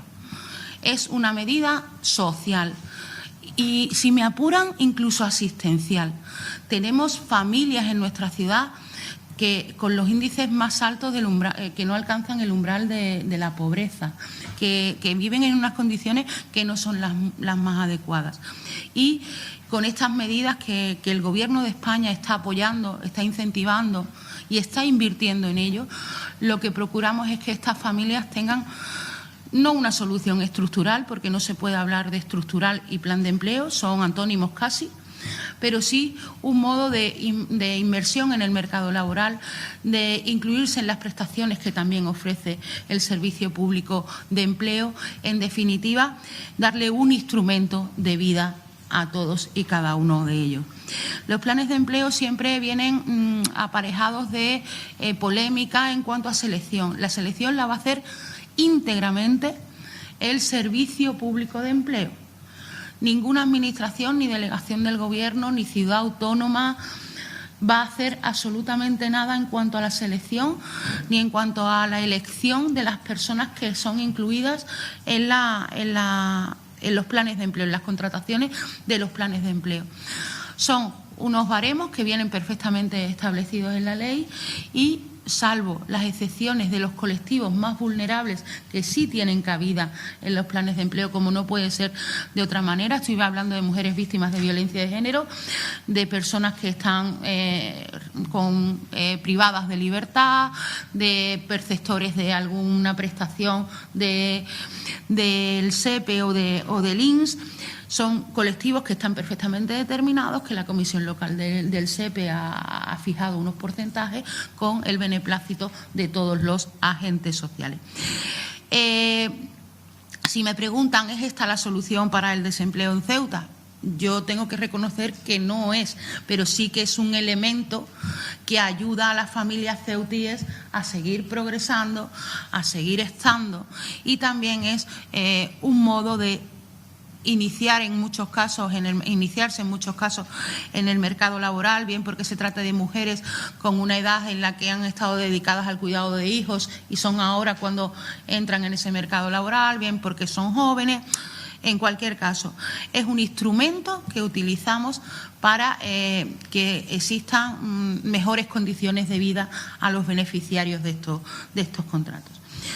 Sí que es cierto que son las dos medidas, los dos planes de empleo, los que más repercusión social tienen, pues por la cuantía, por el número de beneficiarios, porque ya casi que tenemos una cultura de plan de empleo en la ciudad. Pero no son las únicas medidas de políticas activas en las que se está trabajando. Haciendo un repaso, y no quiero ser exhaustiva porque seguramente me dejaré alguna, estamos trabajando en otras políticas activas de empleo y muchas de ellas dirigidas a los jóvenes, como pueda ser el programa de primera experiencia profesional, que son principalmente personas tituladas que ven en este programa su primer trabajo, su primer empleo. Son solicitadas por distintas administraciones, pues ya sea delegación del Gobierno, va a solicitar el programa de primera experiencia. Tengo constancia que, aunque todavía no se ha materializado, la Delegación de Defensa, el Ministerio de Defensa, también tiene intención de trabajar en este programa. Eso, por un lado, con una dotación que es provisional. Ahora hablamos de 500.000 euros, pero les voy a explicar el por qué es provisional. Aparte del programa de primera experiencia, tenemos el programa Investigo. El programa Investigo, en el que le tengo que agradecer al director provincial y a su equipo de la Dirección Provincial del SEPE el trabajo que está haciendo principalmente con la UGR, con la Universidad de Granada. Es un programa que va destinado pues a nuevos investigadores, a nuevos profesionales que tantos necesitamos, que forman parte del ámbito universitario y que pues ven en esto una ayuda para seguir trabajando junto con sus estudios, y lo va a solicitar seguramente la Universidad de Granada, que es con quien estamos en contacto, y a fin de cuentas es la universidad que tiene presencia en nuestra ciudad, porque queremos que los jóvenes ceutíes vean en estas políticas de empleo un modo de salir adelante, de motivarse, de saber que es posible, y queremos apostar por los jóvenes de Ceuta que desafortunadamente existen unos índices de desempleo muy elevados en este colectivo profesional. También podría hablar, y lo que os decía provisionalmente, disculparme que una vez que entro no... Lo de provisionalmente, ¿por qué lo digo? Porque atendiendo a cómo surja la convocatoria del Investigo, que está dotada de 800.000 euros, Investigo y primera experiencia van juntos, uno dotado de 500.000 euros y el otro de 800.000. ¿Qué ocurre? que si por algún motivo la convocatoria de Investigo no se cubre en su totalidad, esto es, no se agotan los 800.000 euros que tiene destinado, esto no se va a perder, sino que repercutirá en primera experiencia, se ampliará, porque sí que es verdad que el programa Investigo es como más selectivo, es más reducido, pero no queremos que ni un solo euro se deje de gastar en lo que realmente importa, que son los jóvenes y las jóvenes. Entonces, ¿qué vamos a hacer? Está aprobado por Dirección General, está gestionado por la Dirección Provincial, y es que el sobrante, si es que se da el caso del programa Investigo, repercutirá e incrementará el programa de primera experiencia. Como les decía, no solo estamos hablando de planes de empleo, aunque sí que es verdad que son los que más repercusión tienen, sino que también tenemos que hablar del programa de orientación profesional, de OPEA, tenemos que hablar de los integrales de empleo, de los PIE, y hay un plan de empleo que también se va a sacar, que ya se ha sacado, perdón, que ya está la convocatoria vigente, que es el plan de empleo para entidades sin ánimo de lucro. Entidades sin ánimo de lucro, asociaciones, básicamente, quiero decir, para que todos nos entendamos, porque a veces le damos a los enunciados unos nombres muy rimbombantes y los tenemos que explicar. Pues lo explico. Asociaciones de Ceuta que pueden beneficiarse de un programa de empleo. Les adelanto, y no quiero ser muy expresa en este sentido porque todavía no se ha hecho, pero con el ánimo de facilitar la labor de estas asociaciones vamos a contactar con ellas a través del CERMI, y aquellas que no estén integradas en el CERMI las convocaremos de la misma manera para explicarles cómo tienen que hacer los proyectos para poder acceder a esta subvención. Yo, en uno de los desayunos de trabajo que participo con las asociaciones, sobre todo el Día de la Discapacidad, una de las inquietudes que nos trasladaban es que no tenían un personal que pudiera estar al tanto de estas subvenciones y que pudiera hacer el proyecto, o al menos necesitaban más. Entonces, el compromiso de la delegación del Gobierno, junto con la Dirección Provincial del SEPE, es reunirlas a todas, informarles de los términos de la convocatoria para que ellos puedan presentar sus proyectos y acceder a la subvención. Creo que es importante que lo digamos y que lo tengamos, porque además la cuantía es de 470.000 euros la que va destinada a estas asociaciones. ¿Podrías? Cristina, eso es del año pasado. Perdón, es verdad. Me apunta, mi compañero me apunta, Paco, que no es que sean 400.000, es que lo hemos incrementado a 1.100.000. Estaba con el dato del año pasado, me disculpáis los que hayáis tomado nota, pero estamos hablando de 1.180.000 euros los que van destinados a las asociaciones. Disculpadme, que ya sabéis que con los datos siempre tengo problemas. Y bueno, os podría seguir enumerando con OPEA, unidades de apoyo, bonificación de las personas con contratos indefinidos con una concesión directa. Son muchas las partidas destinadas a políticas activas de empleo. El compromiso del Gobierno de España es patente y latente.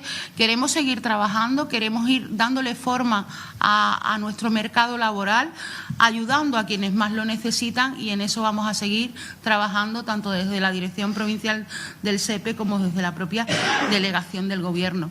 Yo le voy a pasar la palabra a Paco Gil, que es el que más sabe de esto. Yo solo he hecho una pequeña introducción para que nos detalle lo que considere oportuno, y igualmente, como os decía al principio, cualquier pregunta estoy dispuesta a contestarla.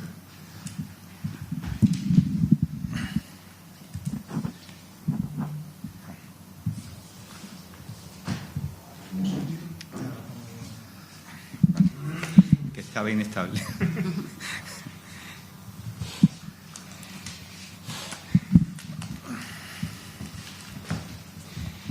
Bueno, voy a intentar completar lo que yo pueda, porque es que lo ha tocado todo, o sea, que va a ser difícil. Resaltar que en políticas activas de empleo, incluyendo en ella las convocatorias anuales que sacamos de formación, van a suponer este año, ya lo hemos dicho antes, cerca de 27 millones de euros en políticas activas. Por tanto, no entra la parte del presupuesto del SEPE que atiende a las prestaciones y ayudas, ¿verdad? O sea, que estamos hablando de políticas activas, de fomento del empleo. Bien, y de ellas, la tajada más gorda es la que se implementan a través de los llamados planes de empleo, que en realidad, bueno, el nombre del programa es más extenso, son subvenciones, son convocatorias de subvenciones para llevar a cabo, o sea, se subvencionan proyectos de obras y de servicios de interés general y social que se van a implementar en la ciudad de Ceuta, con lo cual hay un doble beneficio. Por un lado, se está llevando a cabo una serie de servicios y de obras, de ejecuciones que benefician a la ciudad en su conjunto, a distintos ámbitos, sobre todo de carácter social, pero por otro lado se está contratando, se está generando empleo por un lado, que es verdad que no es empleo estructural, que tiene un componente más social que económico, como bien dice la delegada, pero que bueno, creo que Ceuta no puede prescindir de ello. Se puede mejorar, se puede transformar, pero no prescindir, ¿no? Sería terrible. Bueno, pues de esos 27 millones, 18 se va a esto. 12 millones a través del plan de empleo en el que se adjudica la subvención a la delegación del Gobierno. 4 millones, estoy redondeando, ¿vale? 4 millones para el plan de empleo que se pone en manos de la gestión de la ciudad y 1.200.000 casi, pero es en el presupuesto de este año. Hay a costa del presupuesto del año que viene otra cantidad, porque como se desarrolla entre 2 años, porque ese todavía no ha empezado, al final son 2 millones de euros para las entidades sin ánimo de lucro. Lo hemos cuadruplicado, si contamos la parte del año que viene, si no lo hemos duplicado un poco más, ¿vale? No llegaba a 500.000 euros, que es la cifra que leyó antes la delegada, no llegaba a 500.000 euros en la convocatoria pasada. ¿Por qué hemos apostado tanto por la entidad sin ánimo de lucro? Por varias razones. Una, porque lo están haciendo bien. Lo están haciendo bien. Otra, porque además es un sector social, es un sector muy sensible. Y los servicios que se prestan en ese plan están destinados a los colectivos que esas entidades que entran en la convocatoria, son muchas, atienden. Ten en cuenta que la mayoría son del llamado tercer sector.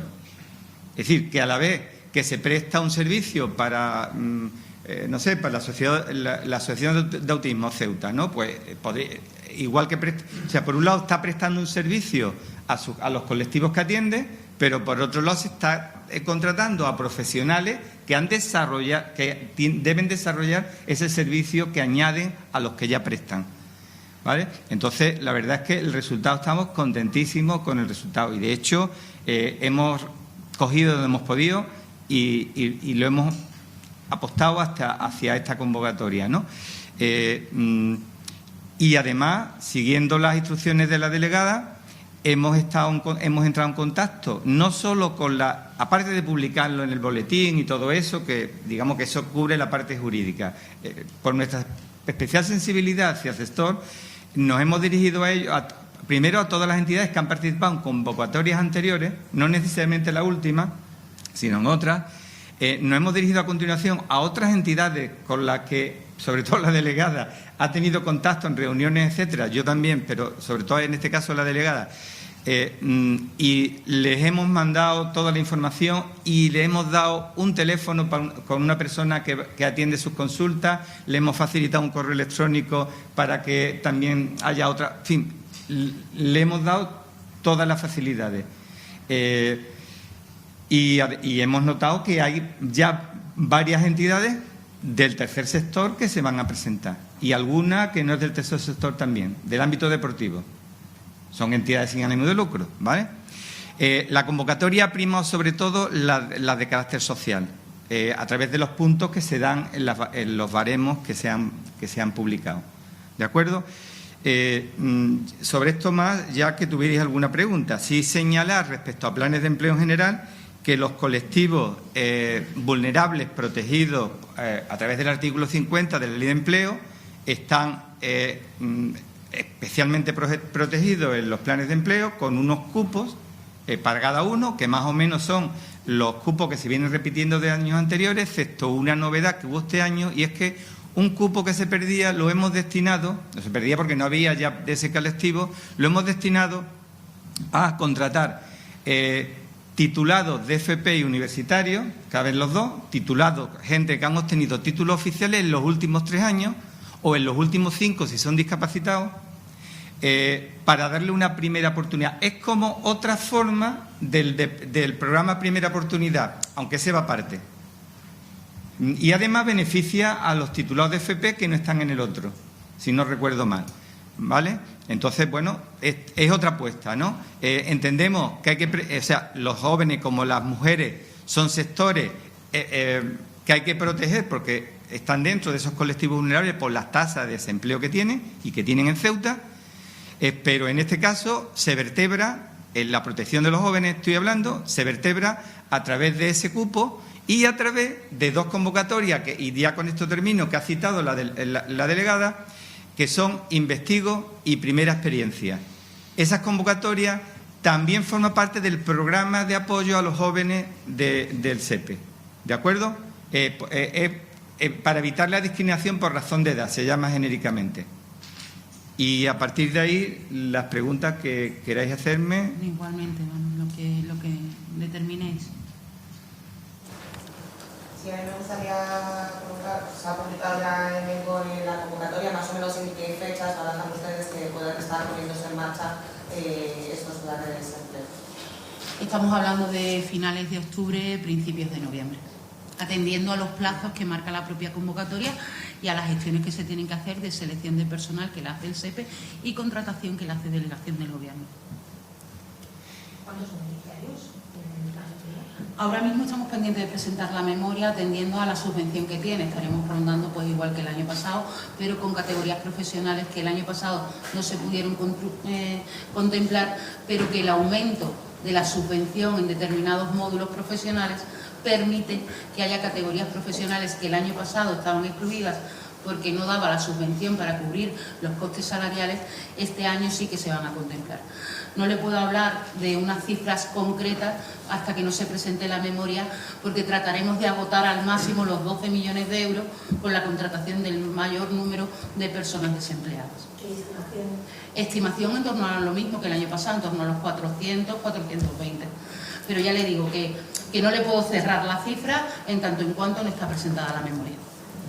Y los 2 programas nuevos candidatos de primera experiencia profesional y el programa investigo, teniendo en cuenta la dotación presupuestaria que tienen, ¿qué estimación hay de posibles beneficiarios? No son exactamente nuevos, quiero decir, se ha dotado de una mayor cantidad, pero ya el año pasado contamos con personal de primera experiencia en esta misma delegación del Gobierno. Hubo jóvenes recién terminada la carrera, empezaron a trabajar en la delegación. Pues no les sabría decir, porque es que estamos en la misma circunstancia, pues a lo mejor 12, 13 personas en primera experiencia, y en Investigo son estimaciones que tiene que hacer la UGR en la presentación de sus programas y que a mí se me escapan porque no sé la previsión que puedan tener ellos. Lo que sí les digo es que la cantidad en su totalidad, o sea, el 1.300.000 euros que supone primera experiencia y Investigo, se va a agotar, ya sea con primera experiencia e Investigo, ya sea con más de primera experiencia y menos de Investigo, pero ni un solo euro se va a devolver a las arcas públicas, pudiendo hacerlo con los jóvenes de Ceuta y que trabajen en esos primeros pasos dentro del mercado laboral. A mí me gustaría hacer una pregunta final al panel del pleno, que es que el Partido Popular en el día de ayer exigió explicaciones al Ministerio del Interior por la reducción de efectivos en el UIC en Ceuta y Melilla, una reducción que supuestamente va de 50 agentes a 15, y saber si podría confirmar estos datos y a qué se debe. Pues yo, perdón, pero su compañero si no se va a enfadar si no le pongo su micro. Yo tengo una respuesta muy clara. Es más, creo que es que además parece que no hablan entre los miembros del Partido Popular, porque el señor consejero de Presidencia tuvo la explicación de la propia secretaria de Estado. Quiero decir que a lo mejor es que no hay mucha conversación entre ellos. Pero le debo decir, eso obedece a cuestiones operativas. no obedece a cuestiones políticas ni de ninguna otra índole. La Dirección General de Policía Nacional ha considerado que es suficiente con esa dotación de UIP. Eso no quita para que en Ceuta tengamos una previsión de algún problema que requiera de la intervención de UIP, y la vamos a tener. La vamos a tener, no hay ninguna duda. Ante la mínima noticia que pueda dar la jefatura superior de que es necesaria una intervención de UIP, se trasladarán como lo han hecho hasta ahora. No va a haber ninguna pega. Pero yo lo que me pregunto es cómo se atreve el Partido Popular a hablar de efectivos de Policía Nacional. ¿Cómo se atreve? ¿Cómo tienen esa indecencia? A ver, que cuando estaba gobernando el Partido Popular, en el Gobierno de España, que esperemos que sea una situación que no se repita más, por lo nefasto que es la gestión para el resto de los españoles, se perdieron en Ceuta 76 agentes estructurales. No de UIP que vienen de manera puntual a prestar un servicio, no. De 2011 a 2018 se perdieron en Ceuta 76 agentes estructurales. ¿Dónde estaban los miembros del Partido Popular para reclamarle a sus compañeros que vinieran? ¿Dónde estaban? ¿O es que en eso no importaba? También hay que tener en cuenta la irrelevancia del papel del diputado del Partido Popular, reconocida por él mismo. Entonces, a lo mejor es mucho más fácil enfangar la gestión de quien lo hace bien que reclamarle a los suyos lo que tiene que hacer. Pero no solo eso, es que los datos están ahí, y no lo dice la delegada del Gobierno en Ceuta, no lo dice la Secretaría de Estado de Seguridad. Es una realidad. Y la realidad es que de 2018 a 2025 la plantilla de Ceuta se ha incrementado en 159 agentes. Se ha incrementado en un 31,5%. Esos datos los ocultan. Esos datos no les interesa. Y no les interesa porque mientras el Gobierno de Pedro Sánchez, el Gobierno socialista, ha incrementado los efectivos en 159 agentes, ellos se dedicaron a desmantelar la jefatura de Ceuta. Se dedicaron a acabar con 76 puestos de trabajo estructurales. Esa es la realidad, no la que nos cuentan en una nota de prensa trasnochadora que no tiene sentido ninguno. Tienen mucho que decirle a la ciudadanía de su gestión como para cuestionar lo que se hace bien.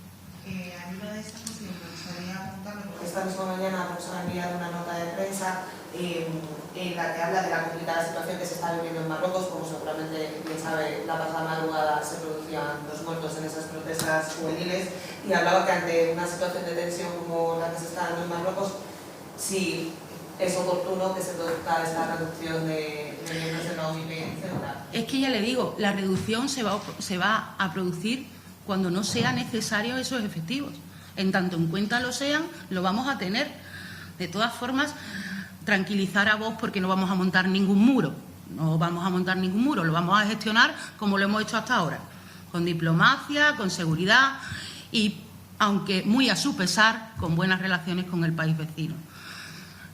Sobre revueltas y tal no voy a valorar nada porque se trata de un tercer país, cosas internas de un tercer país, pero que ellos no tengan preocupación ninguno, que todavía no hemos comprado los ladrillos para el muro. A mí me gustaría preguntar también por otra cuestión. En unos minutos hay convocada una concentración por el sindicato de estudiantes, y me gustaría saber si tienen ustedes datos del seguimiento que ha habido de la huelga, porque era una huelga convocada, aunque la concentración sea aquí. Y también si querían decir algo al hilo de esas declaraciones ayer de PDIC, de que desde el Instituto Almina de algún modo se había coartado a los alumnos para que no asistieran a esa convocatoria, aunque el Instituto ya ha dicho que eso no era así. Yo, ante su pregunta, lo primero que quiero hacer es condenar el genocidio en Gaza. Eso es lo más importante de esta declaración en ese sentido. El gobierno de Netanyahu está masacrando a la población palestina. Y desde una institución como la delegación del gobierno, y yo como delegada del gobierno, condeno el genocidio con todas sus letras, pese a que a algunos les cuesta hablar de esa palabra, el genocidio que se está produciendo con la población en Gaza. Se está matando a niños a diario y eso el derecho internacional, la sociedad, no lo podemos permitir. En cuanto a la concentración que usted dice, pues solo facilitar cualquier acción dentro de los cauces de la normalidad, de la Constitución. Tanto la huelga como el derecho a manifestación es un derecho constitucional, además fundamental, que nosotros como institución solo debemos proteger. Y además, cuando se trata de una reivindicación justa, porque entendemos que es justa la que el sindicato de estudiantes ha manifestado, pues por nuestra parte nada que decir al respecto, como no puede ser de otra manera, y que salga todo por los cauces de la convivencia, de las no agresiones, de cómo se ha hecho hasta ahora. Quiero decir, no es la primera manifestación que va a haber en Ceuta, no es la primera concentración que se hace en la delegación del Gobierno, que además debo decirles que yo no tengo ningún inconveniente en que se concentren, pero no me van a aportar nada nuevo porque la primera que condena soy yo. Entonces, no es una reivindicación al Gobierno de España, es una manifestación de una situación internacional. Protección dentro de los cauces de la normalidad, pacíficos, y si no lo hacen los estudiantes y los jóvenes, ¿quién van a hacer estas historias? En cuanto a lo que me preguntaba del Instituto Almina, en cuanto desde esta delegación se tuvo conocimiento de esa denuncia que hacía un partido político, nos pusimos en contacto con la dirección provincial del Ministerio de Educación y ellos, a su vez, con la dirección del Instituto Almina, que era el instituto al que se le señalaba como que había hecho esas prácticas. En todo momento se nos ha negado esa circunstancia. Nosotros insistimos en que se tuviera en cuenta que estamos ante un derecho constitucional y que, por supuesto, no podría tener consecuencias negativas para quien en su libertad ejerciera ese derecho. Así nos lo trasladó la dirección del centro y no tenemos elementos que nos hagan dudar de esa afirmación.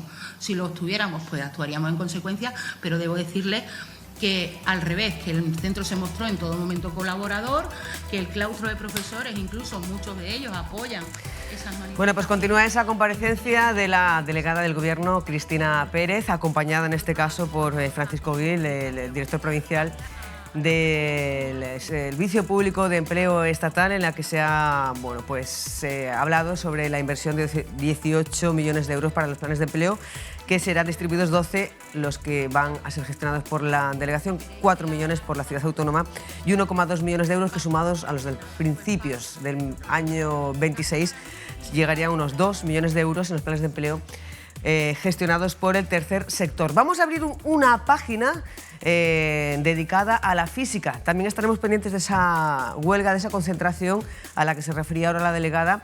Será al final del programa, pero antes de hablar de física vamos a ver cómo van los preparativos de cara a ese 24º trofeo, 24ª Copa del Rey de Pesca de Altura, que va a arrancar dentro de unas horas. Raúl Llamas, buenos días.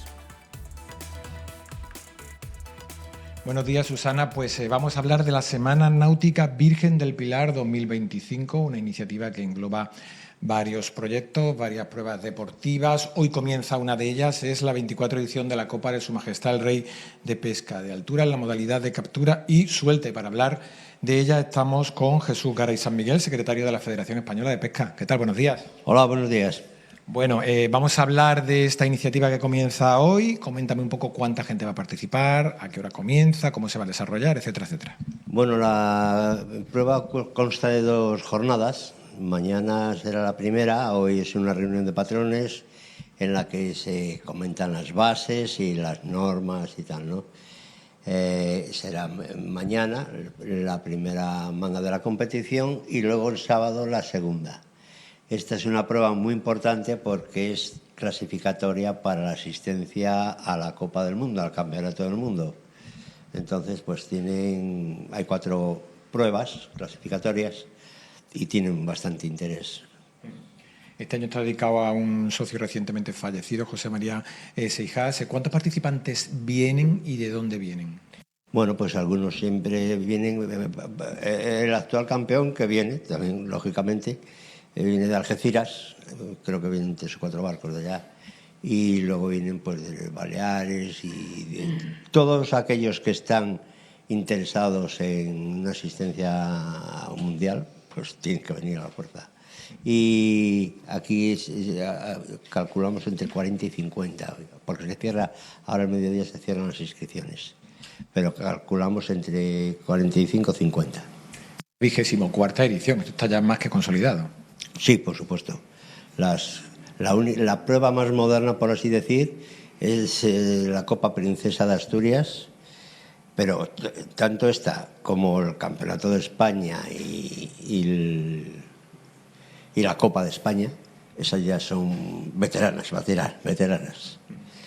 Pues Jesús Garay, muchísimas gracias por atendernos y desearte que salga todo bien. Lo que ha variado todo, y es una cosa que fuimos pioneros en el mundo, fuimos pioneros y ahora los campeonatos del mundo se hacen de la misma manera, es que todas las modalidades que hacemos es captura y suelta, no se mata un pez.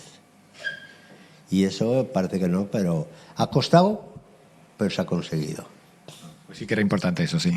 Sí, no, desde luego que sí, ahora ya todo el mundo está muy contento con ello. Muy bien, pues enhorabuena y eso, lo dicho, que salga todo bien. Muchas gracias. Bueno, Susana, pues ya he escuchado, es el primer acto de esta Semana Náutica Virgen del Pilar, que engloba más actividades que comenzarán a lo largo de esta semana, como el Open Nacional de Tiro Subacuático, para el que se esperan unos 25 participantes, o esa prueba del Campeonato Interclub del Estrecho, para el que se esperan 30 barcos, o ese ascenso al foso nocturno, para el que hay alrededor de 110 participantes. Susana, así que ya sabemos, Semana Náutica Virgen del Pilar. Pues muchísimas gracias, Raúl, por esta conexión. Les deseamos mucha suerte a todos los participantes y también que disfruten de la ciudad. Seguimos en conexión. Nosotros ahora sí vamos a abrir una página dedicada a la física, o mejor dicho, a la aplicación de la física de alimentos y objetos que utilizamos en nuestro día a día. Es un adelanto de la conferencia que ofrecerá esta tarde en la Biblioteca Pública el prestigioso físico Alberto Fernández de las Nieves sobre el sorprendente mundo de la materia blanda, esas sustancias pegajosas y maleables que usamos a diario, desde geles hasta alimentos cosméticos y plásticos blandos. ¿Se han preguntado alguna vez qué esconde un chicle, una crema o una gota de gel? Pues vamos a tratar de averiguarlo con el profesor Alberto Fernández de las Nieves, catedrático de Física de la Universidad de Barcelona y adjunto también de la Universidad de Austin en Texas. Muy buenos días y bienvenido a Ceuta. Muchas gracias. ¿Qué tal? Un placer estar aquí.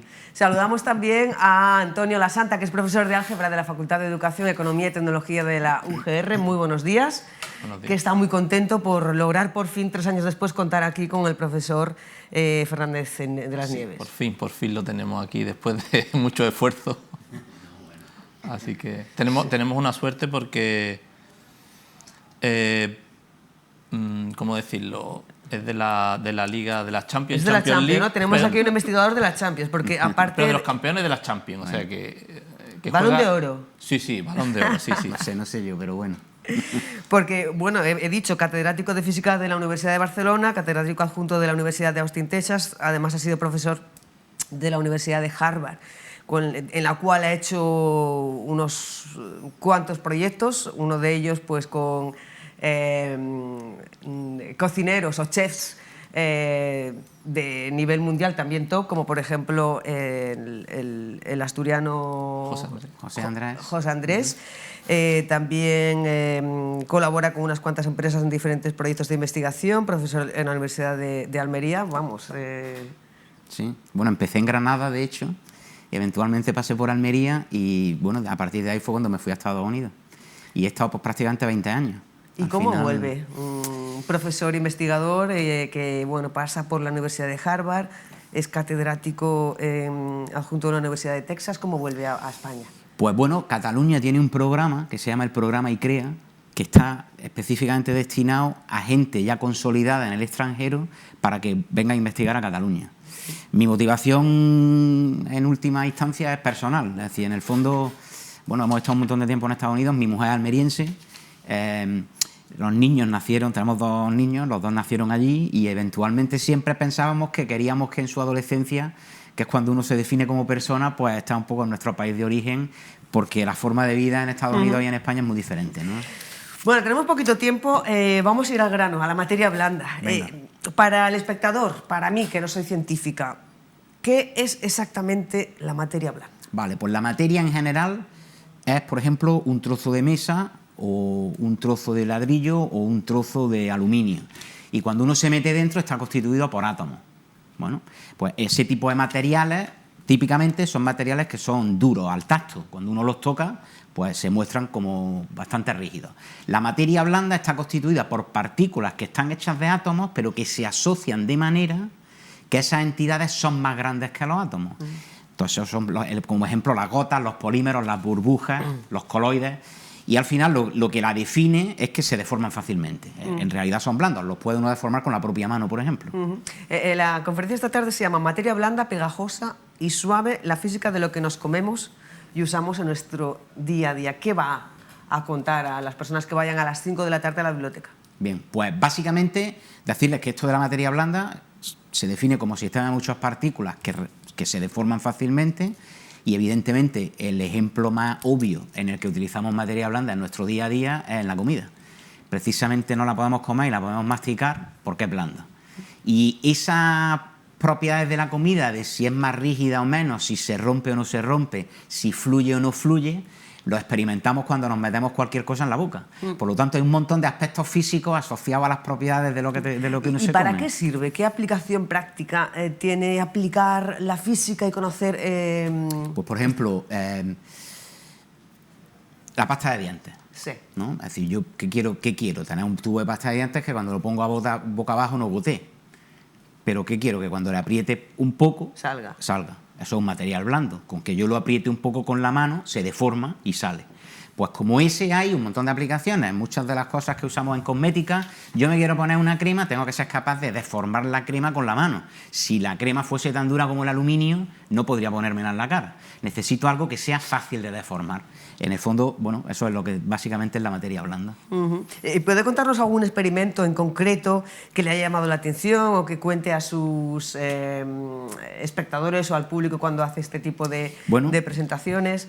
Básicamente conectamos con la manera de pensar sobre la cocina y la comida desde un punto de vista físico, que es un poco menos frecuente, porque estos temas se asocian más a la química, pero hay muchos aspectos que uno puede pensar desde la perspectiva de la física. Pero cuando uno habla de materiales, uno de los temas realmente interesantes en el mundo de la física en general son estos sistemas de muchas partículas que no se mueven a nivel microscópico por la temperatura, sino que están fuera del equilibrio. Entonces, podemos pensar en los sistemas biológicos como nosotros, es decir, cualquier órgano en nuestro cuerpo está constituido por células. Esas células, en última instancia, están constituidas por átomos, pero en las células se dan procesos y a reacciones químicas que hacen que la célula se mueva y se reorganice, y son materiales blandos fuera del equilibrio, y ahí, bueno, pues hay un montón de física por entender. También ha trabajado o está trabajando en experimentos o en proyectos en los que se utiliza la física para control de plagas sin utilizar los sprays que ya están prohibidos, como por ejemplo con hormigas. ¿Cómo se consigue eso? Bueno, básicamente cuando uno crece cualquier alimento, por ejemplo un invernadero, esto es un proyecto financiado por la empresa Agrobio en Almería, pues aparecen plagas. Entonces, tradicionalmente, hace ya décadas, pues se mataban las plagas con productos químicos. Al final, parte de esos productos químicos llegan al alimento que nos comemos. Entonces, eventualmente, pues eso se ha dejado de utilizar, y lo que se utiliza en sustitución son otro tipo de insectos que en el argot del mundo agroalimentario se les denomina depredadores, porque en el fondo lo que hacen es que se comen a la plaga. Entonces uno suelta esos depredadores, esos insectos que se comen a la plaga del pimiento, del tomate o de lo que uno crezca en el invernadero. Entonces, el desarrollar maneras de entender cómo eso se produce, de qué manera, si es predecible o no, me puede permitir a mí saber cómo tengo que distribuir los depredadores, cómo puedo modificar el comportamiento de los depredadores. Y bueno, hay un montón de... Y consigue evitar las plagas sin utilizar los prohibidos ya sprays, ¿no? Eso es. Un lujo, ¿no? Tenerlo. ¿En qué se está trabajando desde la universidad, desde la Facultad de Educación, aprovechando que está aquí el profesor? Bueno, participas con él en una red de investigación de física, de la cual también formas parte.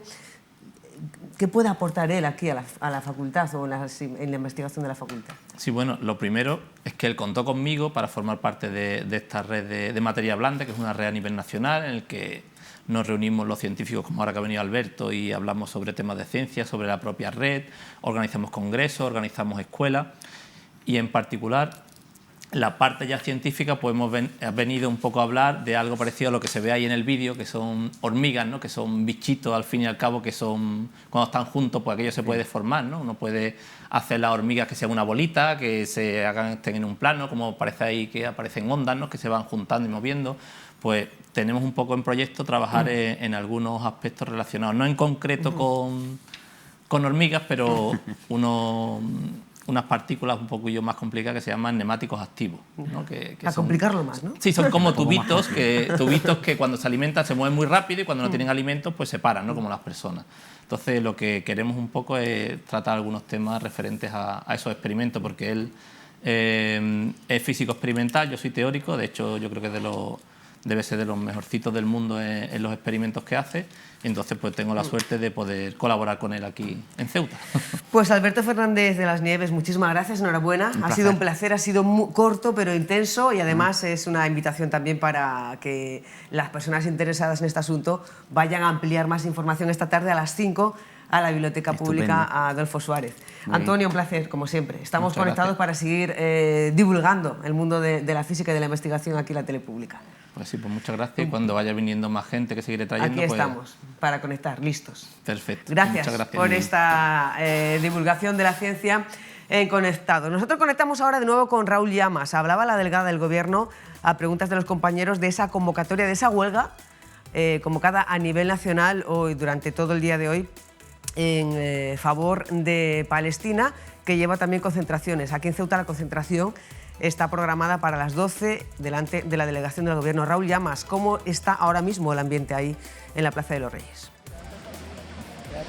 Buenos días, Susana. Pues efectivamente, como puedes ver, se está concentrando ya bastantes decenas de personas aquí en la Plaza de los Reyes. Como bien sabes, va a comenzar a las 12 del mediodía. Está convocado a nivel nacional por el Sindicato de Estudiantes, y aquí en Ceuta el Germen es un movimiento estudiantil, una entidad que se está constituyendo en estos momentos, y su cabeza visible es Adil Ahmed. ¿Qué tal, Adil? Buenos días. Buenos días, ¿qué tal? Bueno, parece que va a venir bastante gente, ¿no?, a esta concentración contra el genocidio que Israel está perpetrando en Palestina, ¿verdad? Sí, verdad.